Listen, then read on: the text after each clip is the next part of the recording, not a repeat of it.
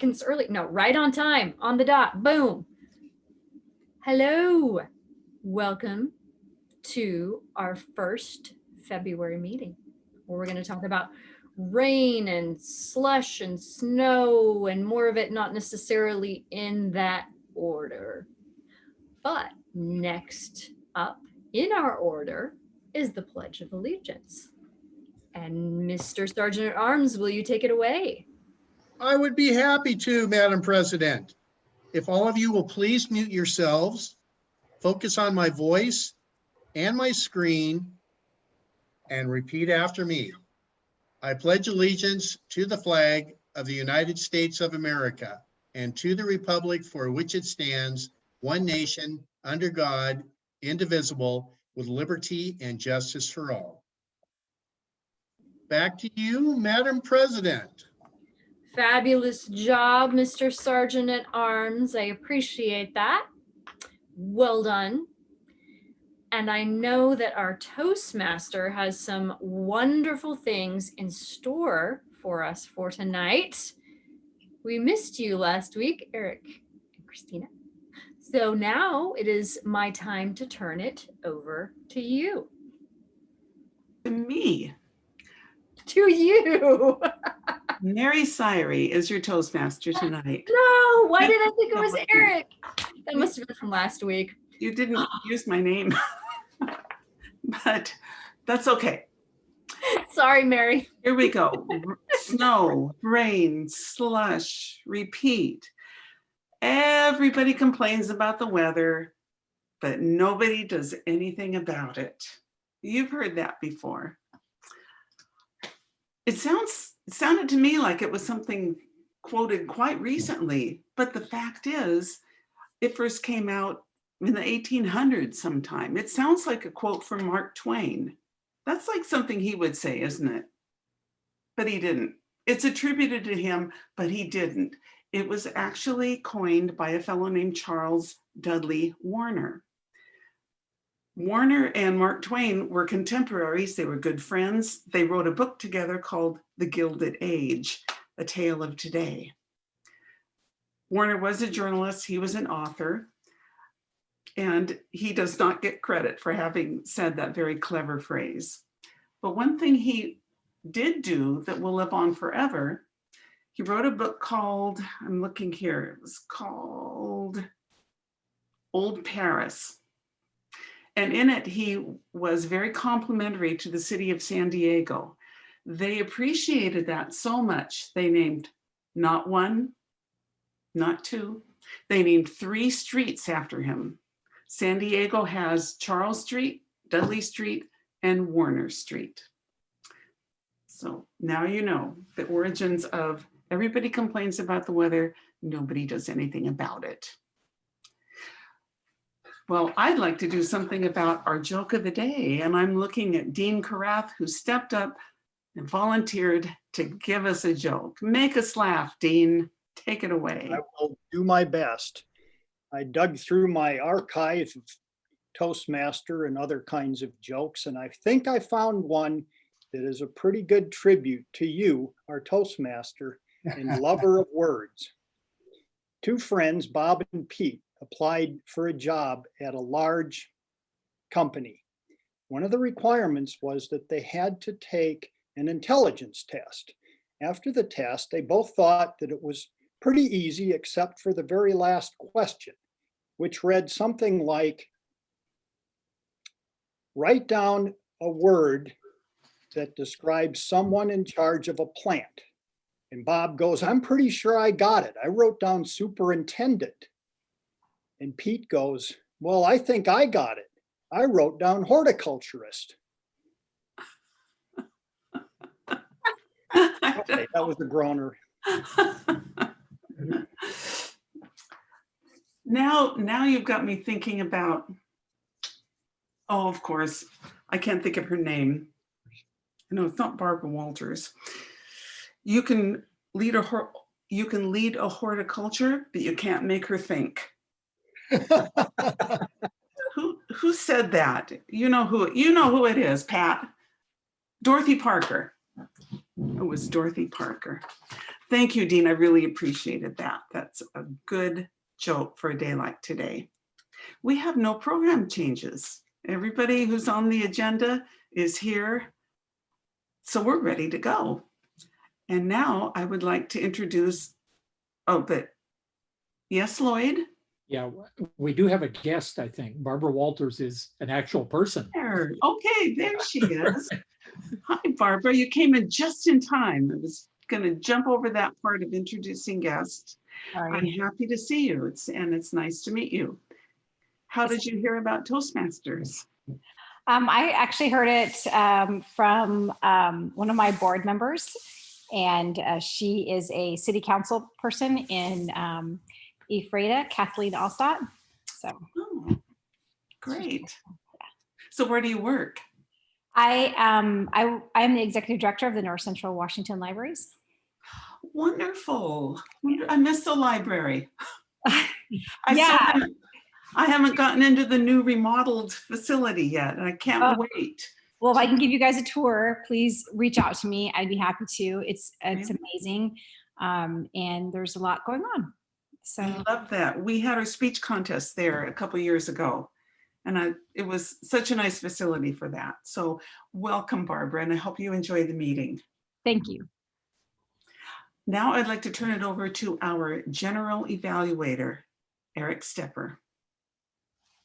Thank you, Mary. I always appreciate it when you're Toastmaster because I always get some bits of wisdom and learn something. I appreciate that. I am the general evaluator and I will be evaluating the meeting from STEM to STERM. But like always, I will have a team, and having 11 people and having a full team is quite unusual, but we have that luxury tonight of having a full team. We have 2 speeches, and our first evaluator of Kathleen's speech is Jackie. Jackie, will you tell us what your evaluation will entail? Yes, I will. This speech is about vocal variety, which I am very, very excited about because Kathleen is already great at vocal variety. So I'm looking forward to seeing what she injects into this 5 to 7 minute speech. Thank you, Jackie. Lloyd Smith has a speech tonight, and his evaluator is the jokester for the day, Dean Carratt. Dean, what is your objective? The purpose of Lloyd's project for tonight is to present a speech on any topic and receive feedback and apply that feedback to a second speech. This is, however, his second speech. So he can talk on any topic he wants to, and I will evaluate it. It's 5 to 7 minutes. Back to you. Thank you, Dean. Our timer tonight is Steve Schwinn. What does that entail, Steve? Thank you, Eric. Speaking is a wonderful thing as long as it doesn't go on and on and on, as people are known to do on occasion.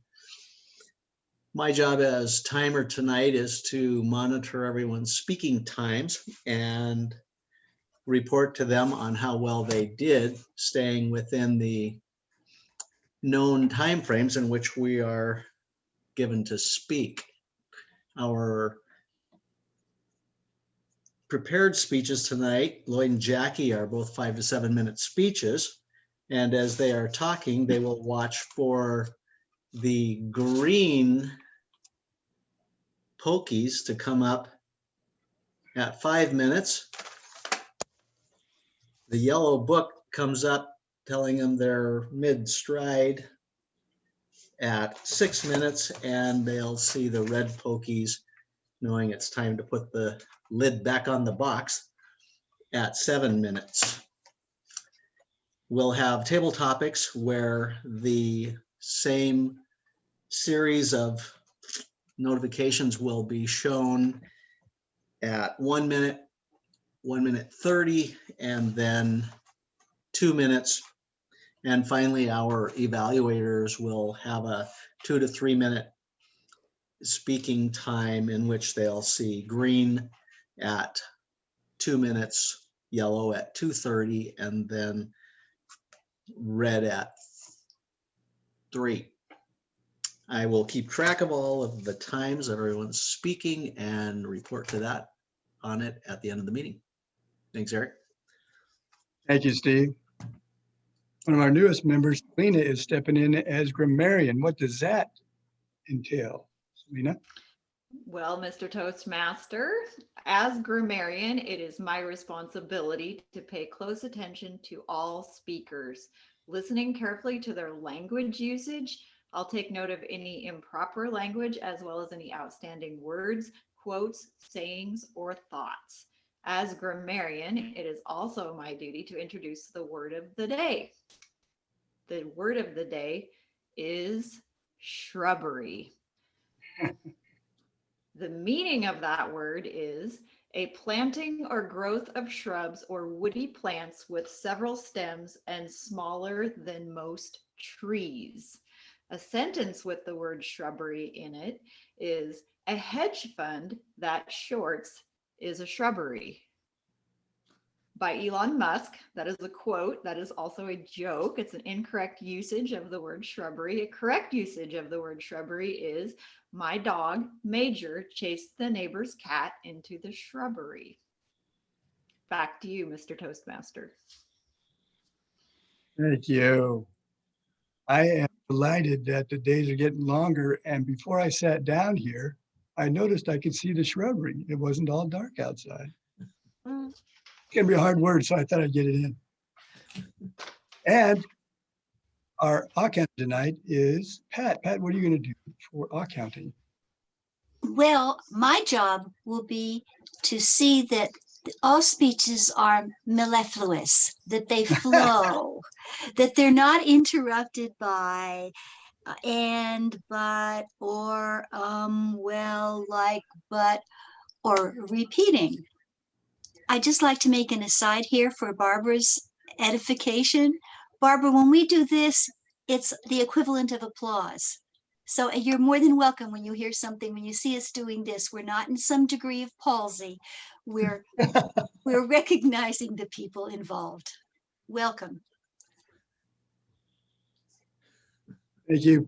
Thank you, Pat. We got all kinds of jokes going on today. All right, I like it. And thank you for that edification, Pat. I will turn it back over to Toastmaster Mary. Thank you, Eric Stepper. We have two speakers tonight, and we will start with Kathleen Mcnelty. As a child, you probably read the book Where the Wild Things Are by Maurice Sendak. In that book, Max travels across the water to a forest replete with shrubbery, where he meets ferocious beasts. Max confronts and dominates these beasts, becomes their king, and demanding the monsters to begin a wild rumpus. Today, Kathleen takes us on her journey of dominance over wild furry beasts in her speech, Where the Wild Things Should Not Be. Kathleen Mcnelty. Thank you, Madam Toastmaster. Have you ever awakened in the middle of the night? The mind is tumbling through the prickly, shrubby undergrowth. Every thought is a problem of vast proportions, and it's menacing and dark. It conjures up images of Max's forest and Where the Wild Things Are. All of us have awakened in the middle of the night, thinking we're surrounded by Max's monstrous beast of worry. That happened to me one night. I was awakened, but I was tackling my monstrous beasts. I was going to fall back to sleep, but I heard a noise. It was a scratchy, pitter-pattery noise above me in the ceiling. It sounded like a large animal, a ferocious animal, perhaps, in the ceiling. I did what any woman with any sense would do. I pulled the covers up and I went back to sleep. The next day, I called Wild Bill's critter catchers. They specialize in capturing things that shouldn't be in your home. and moving them to their final resting place. I asked them to take a gander up in the attic and see what they could find. They said nothing was amiss. They found nothing. I thought, must be my imagination. That's what's going on here. Maybe it was Max's wild things having a rumpus in the attic above me, and I was just dreaming it. I didn't think too much about it until a little time later when I was having a dinner party for 8 people. My guest was sitting next to me, and he looked down the hallway, and then he turned to me and he said, "I think I just saw a mouse run down your hallway." Oh my. After the guests left, I began sleuthing in the underbelly of my house, in that deep, dark, dank, musty place where we keep our furnace, our hot water heater, and our toilet sump pump, and all those icky things. And guess what I found? Mouse droppings. It wasn't Max's wild things rumpusing above me. It was small, furry, fleet-footed rodents who had taken over my house. I was going to get on top of this, though. If Max could be king of his beasts, certainly I could. I headed off the next morning to the hardware store where I picked up my mouse traps. I came home, I slathered them with peanut butter. I got them set out in all of the very best places. They were highly effective. Carcasses started appearing fairly quickly. My mouse traps, my deliverers of doom, were more effective than I could possibly have imagined. The little mouse bodies, furry and still, laying on their casket of 2x4-inch wood, where they had had the hammer come down on them. I was so excited. This is great. And then suddenly I was horrified, because what was I going to do with all these bodies? I was never going to touch them. No way.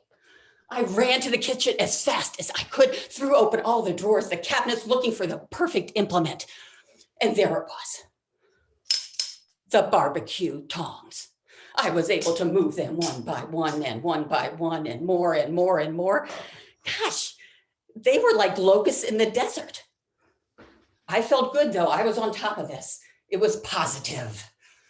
I was going to defeat my monsters. The next day, we went on a trip. We went to our van, which was parked in our adjacent garage, a big family trip. Everybody piled in, garage door up. Turned the engine on. Steve did. I'm in the passenger side. I reach in the glove box to get my sunglasses. And I open it up, and there's all these little pieces of paper, tissue, and it's just stuffed full. And I reach my hand in. Oh, stop! Stop everything, everybody out of the car. We disembarked faster than a Serena Williams forehand. A quick Google search proved to me my mice liked my minivan, and they had built a nest there. Lucky for me, I knew how to eradicate them. I pulled my van out next to the shrubbery. I set some more traps. 24 hours later, I arrived, and several more of my fecal furry friends had fallen victim to the guillotine of justice. Yet, I felt like that was the last time the hammer was going to come down. Perhaps even Max needed help. He just didn't put it in his book. I called the specialists. A few days later, the big guys with the head-to-toe white outfits and hazmat came into my house, and they went down and they zippered up everything. The vapor barrier, the insulation, everything that could move. My little deliverers of doom were taken away. Then they did a bunch of other things that I would never have thought of. A few weeks later, and a few $1,000s later, my furry friends were either deceased or they had moved on with no forwarding address. Like Max, I was coasting back across the ocean from my bestial forest, heading back home where I could smell the cooking and where I knew my only furry four-footed friends would either bark or meow.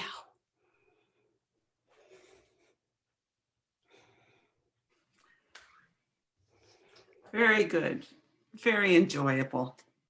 And now is the evaluation portion for our written evaluations. If you open up your chat box and send a private message to Kathleen, and our timer will give us a minute.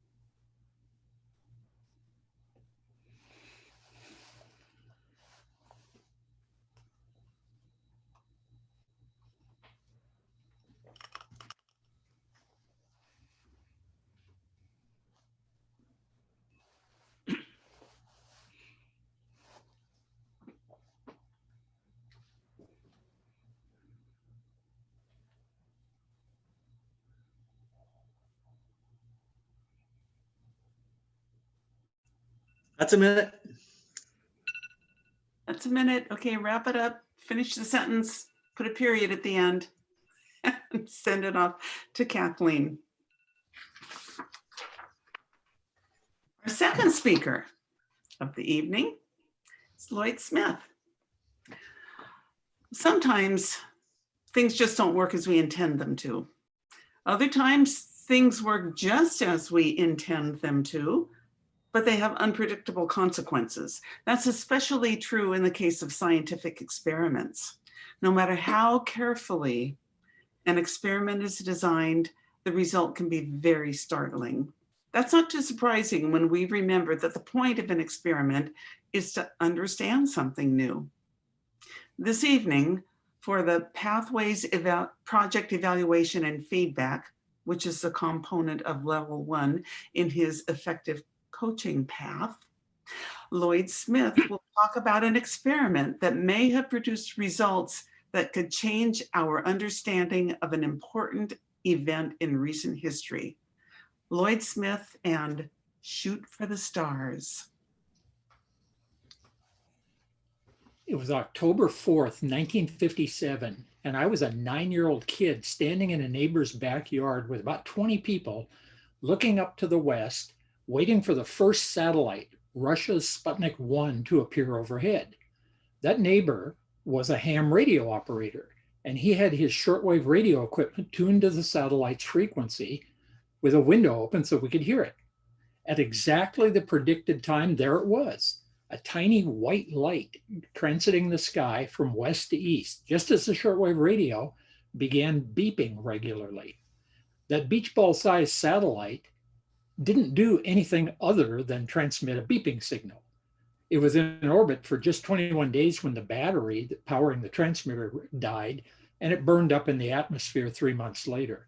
But it was an artificial moon, the first thing that mankind had launched into orbit. Well, maybe.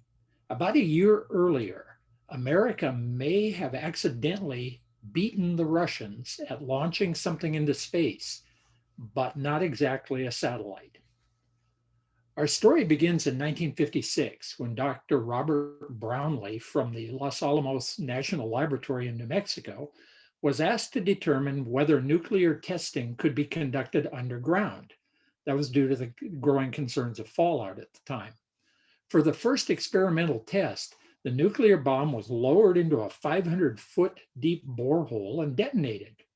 However, the yield of the bomb was far greater than anticipated, instantly vaporizing the 5 feet of concrete that had been poured into the hole on top of the bomb and creating a jet of radioactive fire that shot nearly 1,000 feet into the sky. Like all good scientists, they refined the experiment and tried again on August 27, 1956. They lowered the bomb into a 500-foot borehole, just as they did previously, but this time they poured in 2 tons of concrete and capped the tube with a 4-inch thick, 1,000-pound solid steel manhole cover. The blast was recorded with a high-speed camera that shot 1,000 frames per second. At the instant of the detonation, the 1,000-pound manhole cover flew off the end of the tube and was visible in just 1 frame in the film. It was never located. So what happened to it? Physicists have been debating that ever since 1956. Some experts believe that the incredible force of the nuclear blast must have vaporized or at least disintegrated the manhole cover. However, since it was seen intact in 1 frame of the film, it clearly was not vaporized or disintegrated. Most of the experts believe that the high speed with which it left the borehole would have caused it to burn up due to friction with the atmosphere, more or less the reverse of what happens when a meteorite plunges to Earth and burns up. However, that high speed ascent into the atmosphere is the key point here. How fast was it going? Just after the blast, when people asked Dr. Brownlee, he replied, "It went like a bat out of hell." That was correct, but a little later, after he abandoned the data, he came up with a somewhat more scientific answer. If you know the distance that an object travels and how long it took to travel that distance, it's a simple calculation to determine the speed. You just divide the distance by the time. Dr. Brownlee's calculation showed that 1,000-pound chunk of steel was moving at about 150,000 miles per hour within 1 second of leaving the top of that tube. Now, to reach low Earth orbit, an object must reach what they call orbital velocity, which is 17,450 miles an hour. To leave the Earth's gravitational pull, an object must reach the escape velocity, which is 25,020 miles per hour. That manhole cover reached nearly 9 times the Earth's orbital velocity and 6 times the Earth's escape velocity. Now, wouldn't that have been fast enough for atmospheric friction to burn it up? Nobody knew until very recently when a team of physicists used a supercomputer to determine that the manhole cover was moving so fast it wouldn't have had time to burn up completely before exiting the atmosphere. It almost certainly beat Sputnik 1 into space by about a year. In fact, it would have passed Pluto's orbit in 1961 and reached the edge of the heliosphere, the farthest reach of the solar wind from our sun, by last year. By now, it's well on its way into interstellar space. In a sense, Dr. Brownlee and his team began the space age, and in the process, they developed the world's first and only nuclear-powered potato gun. Madam Toastmaster.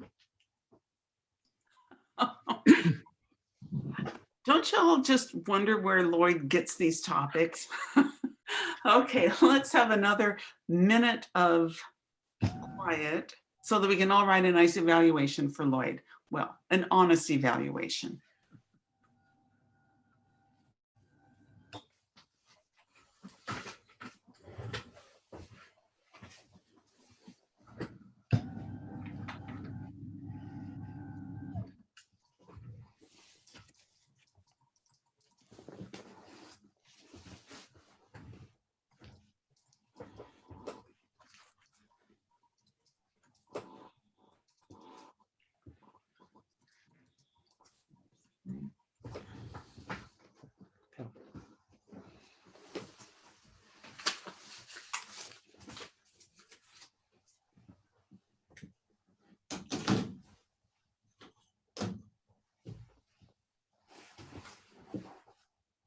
Don't eat that.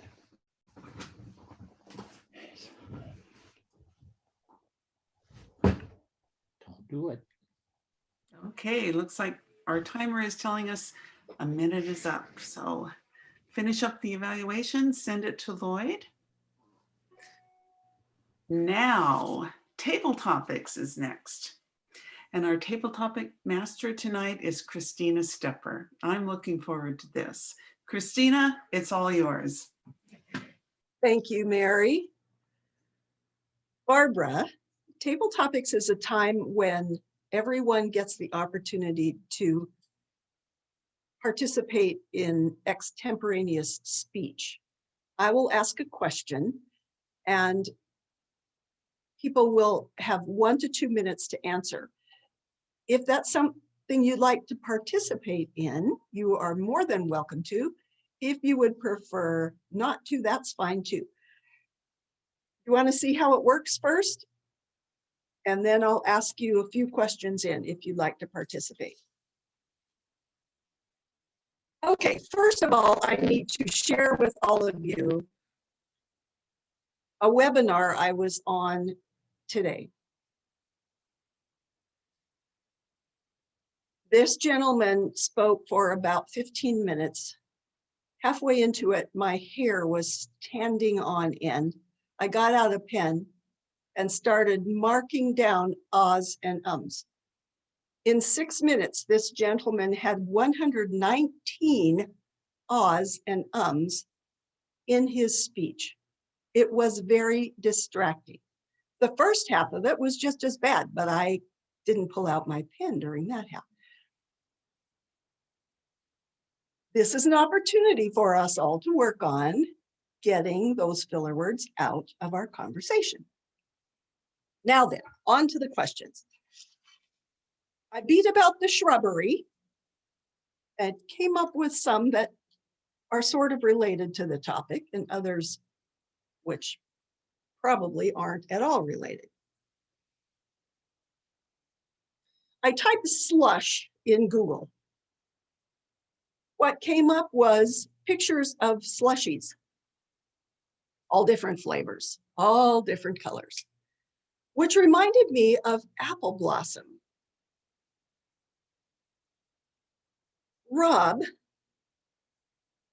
what is your favorite thing about apple blossom? Thank you, Madam Table Topics Master. I think my favorite part of apple blossom are the blossoms themselves. We have cherry blossoms, we have apple blossoms, and our valley is covered with them in May and June. It's so picturesque in our valley, which is one of the things that drew us back to the Wenatchee Valley from Southern California. Southern California has 2 seasons, hot and hotter.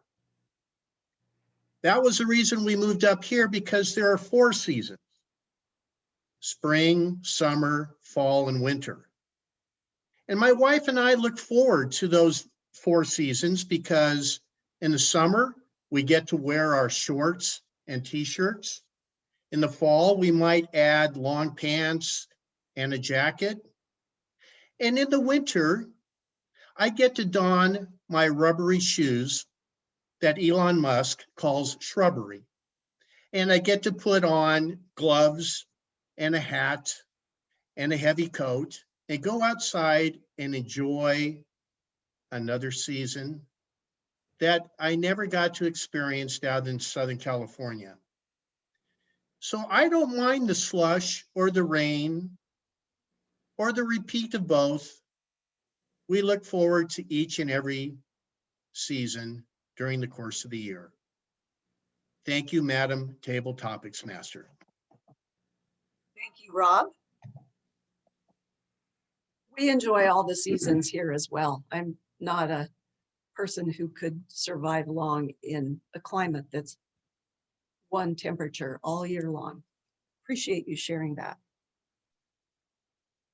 This is going to date me, but here we go.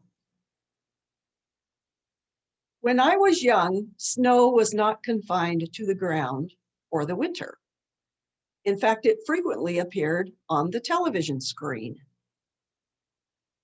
Pat, do you recall snow on the television screen, what that was like and how that interrupted shows? My word, girl, you have to understand that I grew up on the East Coast. We got our first television in 1948. Consequently, you may expect that I have profound experience with snow on television. It would disrupt programs sometimes. It was really irritating. We didn't like it, but we felt so helpless. What could we do? There were some gurus out there in television land who obviously could take care of it, but it wasn't something that we could do. We started out with rabbit ears. Remember rabbit ears? Then we got an antenna on top of the house, but still snow prevailed. I would say snow prevailed probably for the first 20 years I was able to watch television. It was not my favorite thing. It was very distracting, particularly when it came on when I was watching one of my favorite shows. I am so glad we have moved beyond that. Or have we? Thank you. Thank you, Pat. We didn't have the option of changing the channel and having it go away either. It changed the channel and it was still snow. All channels, all three of them. Times have changed.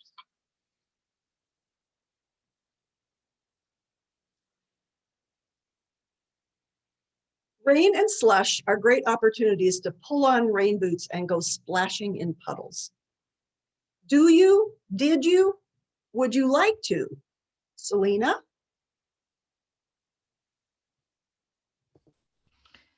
I would absolutely love to go splash in all kinds of weather. My favorite thing to do when there's snow on the TV is travel outside. I just bought a brand new pair of snowshoes. They're supposed to be racing snowshoes, but what that means is they're really small in profile so that you have to go where the snow is packed or you post hole, you're up to your waist in snow. So I thought these were a great investment where I could go explore the same trails that I explore on in the summer.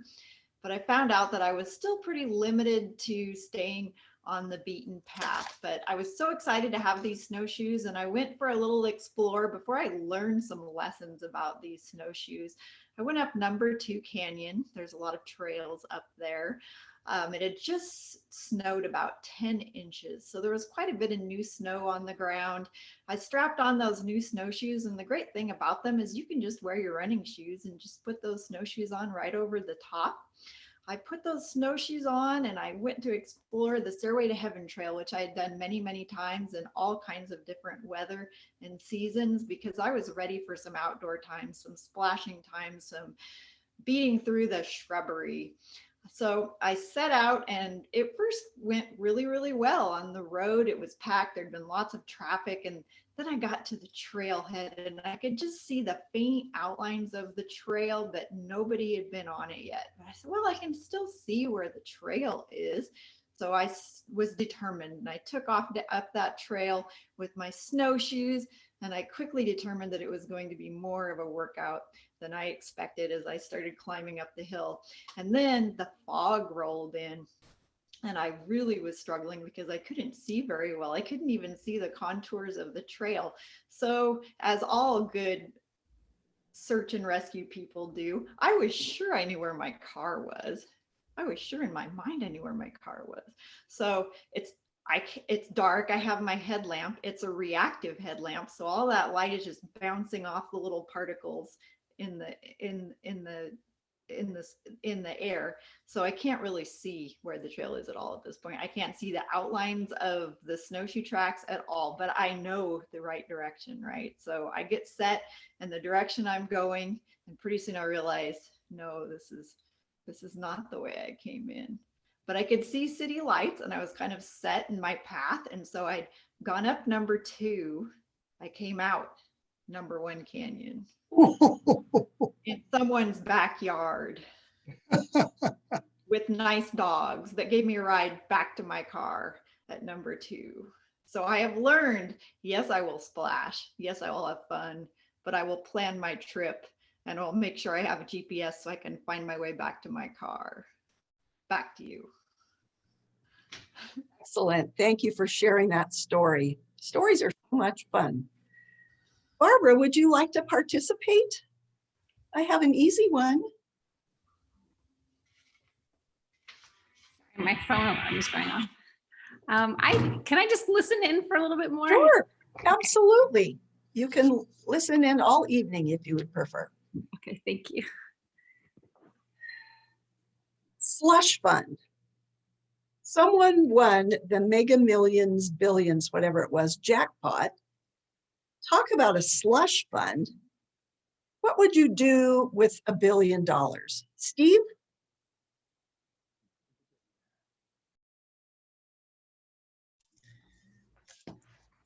If I had $1 billion, how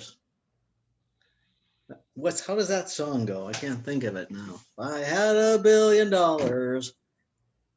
I'd saw down a big tree. I don't know. I would love to think that with $1 billion, I would give 95% of it away. I don't know if anybody's familiar with, back in the good old days in Kashmir, there was a thing called the Kiwanis Club clam feed. And it was a bunch of animals descending on the fairgrounds in Chelan County. I mean, a massive amount of guys who would come and eat clams and drink beer and use bad language. And afterwards, they would continue to use bad language and they would gamble till 6 the next morning. And it was quite an affair. And I remember one night I did well. I won like $250 or something. And I went in and I cashed out. And I did. I left 75% of my money with them. It was a fundraising thing. That was the whole point of it. And other guys who, they wait till like midnight when everybody's gouged up really good and had a few beers in them, and they come swooping in and they play poker for real. They gamble for real. And their purpose is to clean the coffers out, clean everyone's pockets out, and then head home with their spoils. It's unfortunate because it misses the whole point. We have the opportunity in this country to just to have money fall on us, and then we hang on to it. And that's fine, I suppose. You got it in a way in which the design works, but there's so many people who can use it. And especially when you know you've gone to a fundraising event, why not throw it around? Why not share it? And who needs $1 billion? Really?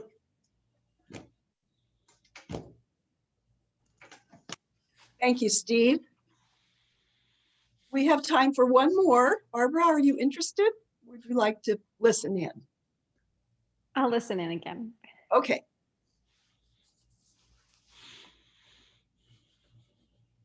Here's a saying that's been around for a while. Don't rain on my parade. When was your parade rained on? Mary?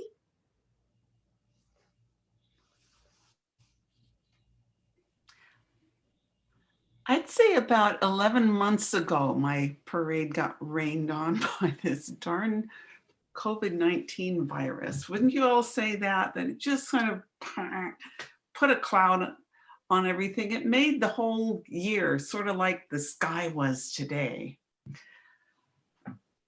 But honestly, I'm getting also a little tired of talking about COVID-19 and pandemic and the whole bit.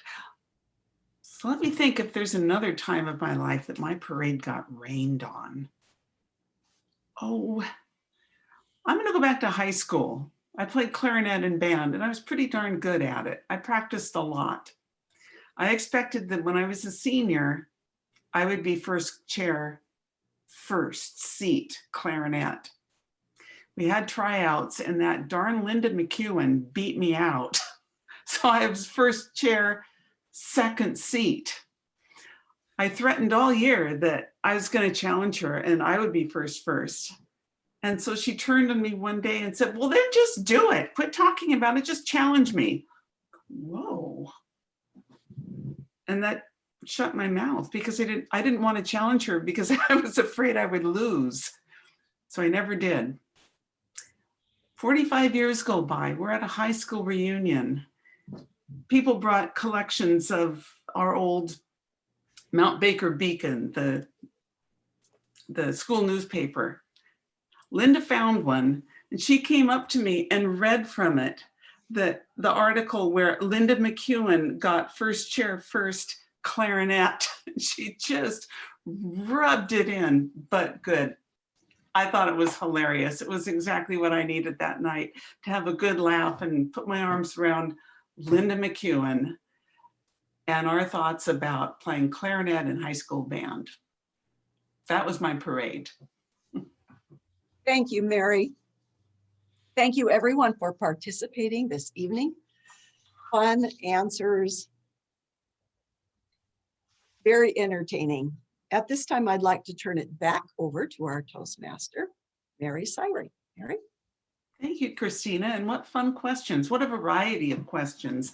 I love that you can come up with different definitions on whatever the theme is. You're good at that. Thank you. That was fun. Now we are at the evaluation portion of our meeting. Eric Stepper is our general evaluator, and he and his team will give us some insight on what they thought of tonight's meeting. Eric? Thank you, Miss Toastmaster. Up first are our speech evaluations, and the first speech evaluator is Jackie. Jackie, will you please give your evaluation? Kathleen, Kathleen, Kathleen. I have to say that this speech was your best speech I've ever heard you give. It was phenomenal. It had everything.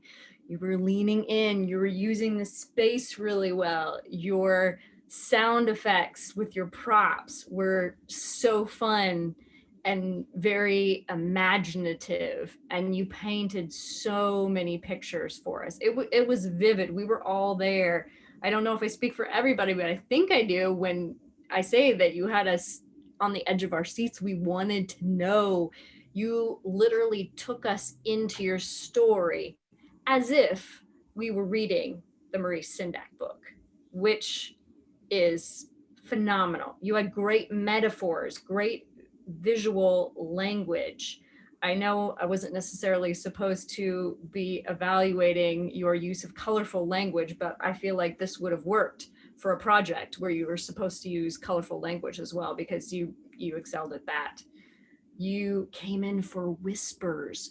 You changed your voice when you did dialogue for the guys that were coming in, or I think it was the gentleman that asked about the mice. Did you have mice, or whatever you did? Great use of dialogue, because dialogue is not easy. So great little piece in there. You had great eye contact throughout. It was phenomenal. And your use of vocal variety reminded me of the musical term. I don't know if anybody's familiar with this, but rubato, which the root word of that Italian musical word is to rob. So it's the idea that you speed up in some spots and then you slow down in other spots. And I think you did that very seamlessly throughout, including your pauses. Sometimes you just pause to let it settle. And you may have been thinking about what to say next, but it didn't come across that way. So it was perfectly seamless, and you seemed so confident with this. I just was blown away. It's so polished, so professional. And the only thing that I thought you might think about to challenge yourself with is leaving us with something at the end. It got done and I was like, oh, is it done? Is it done? It was a fun ending, but I would have loved for you to leave us with something like a quote, or maybe something from the perspective of one of the mice, or a word of action that we could take forward in our own lives if we have problems with mice, as my brother recently had.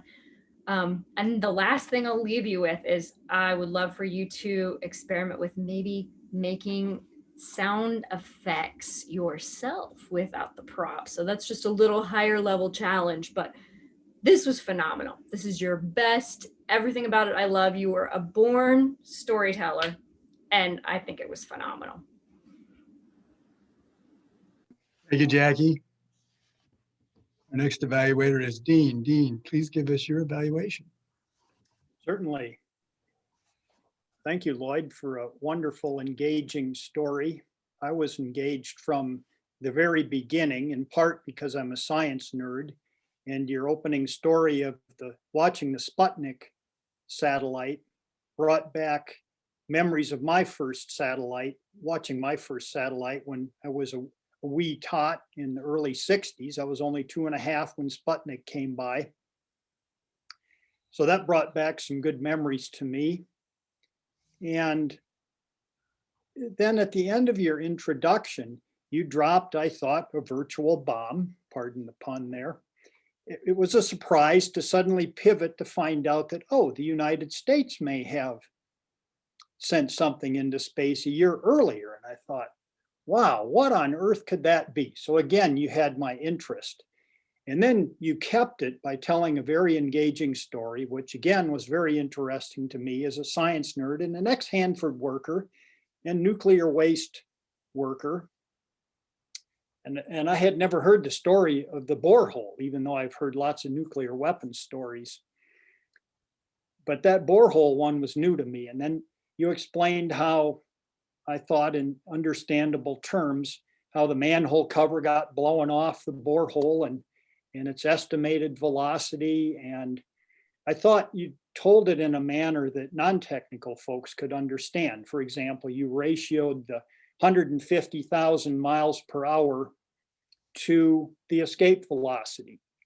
And then you talked about how they modeled that manhole cover and decided that, well, it probably didn't all vaporize. So some of it probably made it into space. And by the way, if it had, it was still moving at this velocity and it would now be somewhere way out into space. And you described those terms. So I thought you did a good job of avoiding technical jargon that the typical audience might not understand. You had a bit of humor in there. The humor that I really noted was that quote, like a bat out of hell. That's what the guy said when asked how fast it was moving. And then, of course, you finished up with your conclusion and you referenced the large only, how did that go? You referenced the first nuclear potato gun, which I thought was quite humorous. Again, great job. Thank you. Thank you, Dean. Steve, how did we do on timing tonight? Lloyd, I gotta say, when you started your speech, I was waiting. How did Lawn Chair Larry make it to outer space? That was the first thought that popped into my head. Kathleen, you did a great job at 6:38. Lloyd kept it in the atmosphere at 5:18. Rob was 141. Pat was 125. Selena, you got yourself out in the shrubbery a little bit in a very illustrative description of your event up number 2 Canyon at only 3 minutes and 2 seconds. Rob says I did 2 minutes. I had 1:58. So let's say 1:59 just to make it fair. Mary 1:59, Jackie 3:23, and Dean was 2:43. Have you guys ever heard of Jim Gaffigan, by the way? He did this little stand-up routine about, what if you woke up in the middle of the night and there was a burglar downstairs in your kitchen? And you thought, I'll get back to that noise a little later, and laid back down and went to sleep. And when you got to the gates of St. Peter, and they said, well, how did you get here? Well, I thought I had a burglar downstairs and I just didn't get up to see. It's a great funny thing, and you'll have to listen to Jim tell it. It's way more funny. Thank you. Hey, Steve. Selena, how'd we do on grammatical matters tonight? Well, I think everyone did amazing on grammatical matters. I have a hard time evaluating myself, so someone else might have to do that. I didn't find dates, but I found some lines I would like to highlight because both of the longer speeches were really, really well done.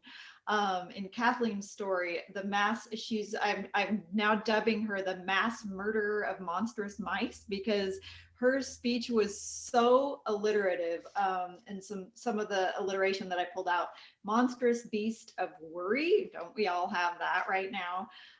Small, furry, fleet-footed rodents, delivers of doom, faster than a Serena Williams forehand. I mean, she just had some great stuff in her speech, and I wanted to pull those out. I loved Lloyd's mention of everyday things to help bring a lot of scientific detail into perspective, comparing Sputnik to a beach ball sized satellite. That was great because it really puts that into perspective in terms of size. And that quote, again, it went like a bat out of hell. Okay, that explains it, right? For those of us who don't understand light speed and all of that. And the nuclear powered potato gun, same thing. Just love that dose of realism and humor to balance out the scientific detail. And then Steve's mention of getting, I think he said, gouged up really good. I've never heard that before, so that was a new one for me. I think that's what you said, Steve. Maybe you could clarify. Gouged, G-O-W-E-D. So those are some highlights. And then for word of the day, Rob used it, but I'm not sure if he used it correctly. Shrubbery. Mary, Eric, Kathleen said shrubby. Steve used it, and Christina. So good job, everyone. Thank you, Selena. Patricia, how do we do with Awe County? Well, actually, the flow was pretty good. There weren't a whole lot of those little hiccups that you hear. However, Jackie had one Rob had a so, Lloyd had an a so, and repeated chunk twice. Selena had 2 ums, 1 but, and 3 ands. And Steve had 4 ands and an I mean. Thank you, Pat. What a fun evening. The overall evaluation of the meeting is a fun meeting. Everybody did their job to the utmost. I would go to bat with this team anytime. I have to give some props out to my Plan B timer, Rob, who always steps in. Thank you, Rob. And Selena, newbie, wow. You can not only snowshoe, you can write fast. You had a nice detailed report. We started on time. If we keep going, we're going to end on time. And I'd like to turn it back over to our president. Thank you, Mr. General Evaluator. And I have to apologize to Mary for thinking that Eric was the Toastmaster. I think I had my head in the shrubbery there, so I apologize for that. We are going to send our votes for Best Speaker of the Evening to Rob, I believe. And just to give you a heads up while we are doing that, Mary has requested that we take a minute at the end and pose or smile or something like that. And she's going to take a screenshot of us for putting on the website, I believe. Yeah, with Joyce's approval and blessing, I'm going to update our Cascade Speakeasy website. It's pretty dusty. So I would like to just take the screenshot of the gallery view. I use a tool called Snagit, and as soon as I click it, everything freezes. And there's always going to be one person who's, who's looking. So we kind of have to, get yourself situated. I'll take a few, but like, pose, look nice, smile, something good. I'll say 1, 2, 3. 1, 2, 3.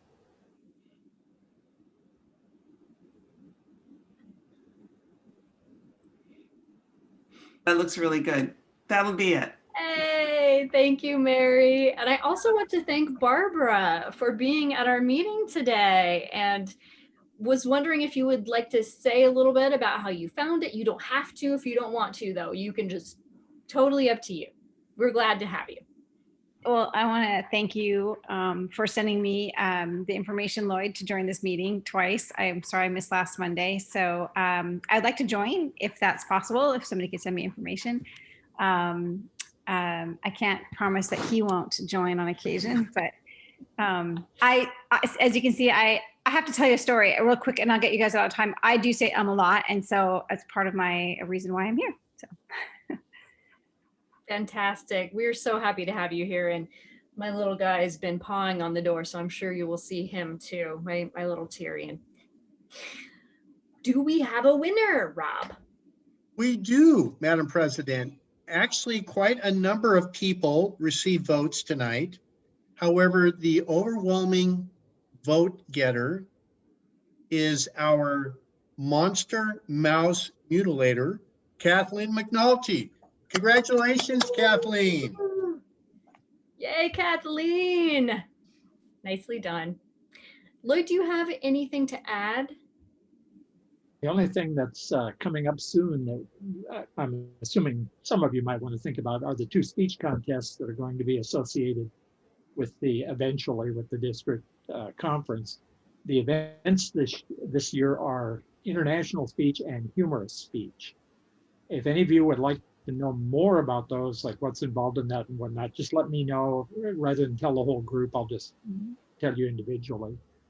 We need to finish our club selection process by the end of February. So you actually have quite a bit of time to work on a speech. I will say this, humorous speech doesn't necessarily mean funny ha-ha. It's not a comedy routine.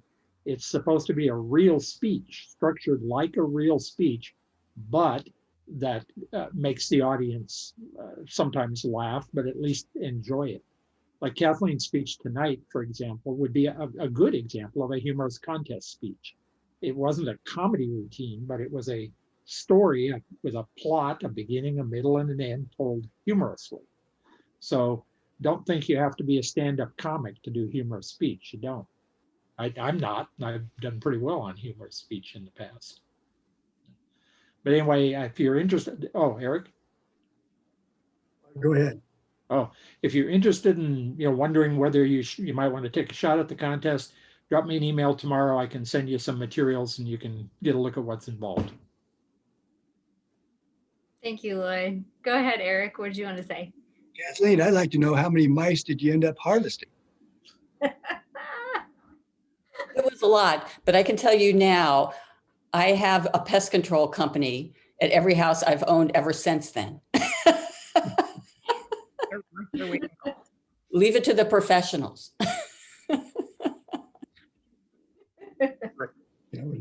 Or a cat. My little guy, Barbara.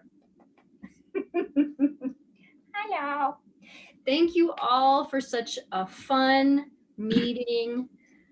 And we're glad that you joined us, Barbara. And we look forward to seeing you again and look forward to seeing everybody else next month. Well, bye. Thank you, everybody. See you next Monday.